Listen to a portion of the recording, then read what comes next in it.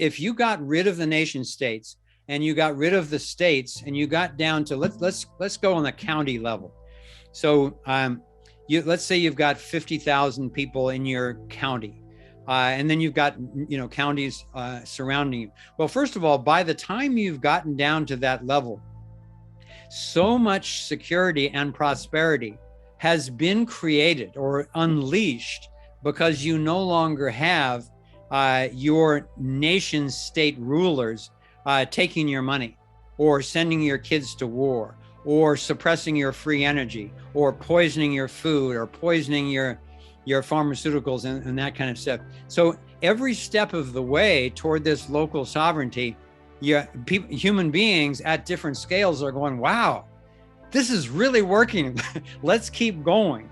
So by the time you get down to the county level, it's pretty obvious that any county which starts violating another county is going to be recognized as criminal in the new legal system immediately. And first of all, they will, other counties will band together to protect any county that's being attacked. And this is the key, just like, an obvious question to individual sovereignties. Well, what about national security? What if we're invaded by China? I'm never suggesting that we give up arms. I'm suggesting that people will be, I taught self-defense for 15 years, nonviolent self-defense as an Aikido instructor. I'm in favor of a strong capacity for self-defense, but it also needs to be decentralized so that if some country tried to invade North America, you would have, 55,000 different counties who still had their capacity, and they had been continuing to train. They've got more and more advanced weaponry and so forth. It's just that nobody's using it to violate. So if somebody does violate, all those peaceful security organizations are in touch with each other. They've got each other's emails. So they can band together very fast. So some country coming in to invade North America, first of all, there wouldn't be a Capitol building to take over. There wouldn't be a centralized single communication system to take over. There would not be a tax base to take over. So first of all, that's a heck of a job. 350 people strongly armed and decentralized. Nah, I think I'll go somewhere else. It was even that way during World War II. It would be much more so now without the nation state itself. And that same dynamic goes right down to the county level and ultimately to the city level. And this, when it gets down to the city level, you realize, okay, no, wait a minute. If we let go of the city government, we don't have any nanny. We don't have any daddy. We don't have anybody ruling over who's going to take care of us. Well, I think by the time we get down to the city level, we're going to see that, it's working way better. All the stuff we used to think that the government was going to handle is being handled, but 10 times better than any government ever did. And so when we get down to that level, it's going to be organizing with individual sovereignty. So if somebody is held accountable to non-violation, but they still really want to try communism.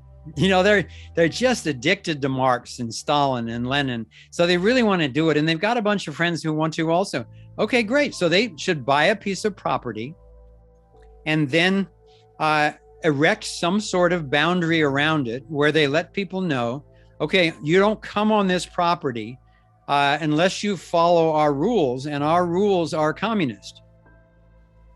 Well, first of all, I don't think that many people are going to want to go there, because then actually maybe some young people would read some history outside of the particularly the US and European university system. Outside of that indoctrination, they'd actually look to see what's happened.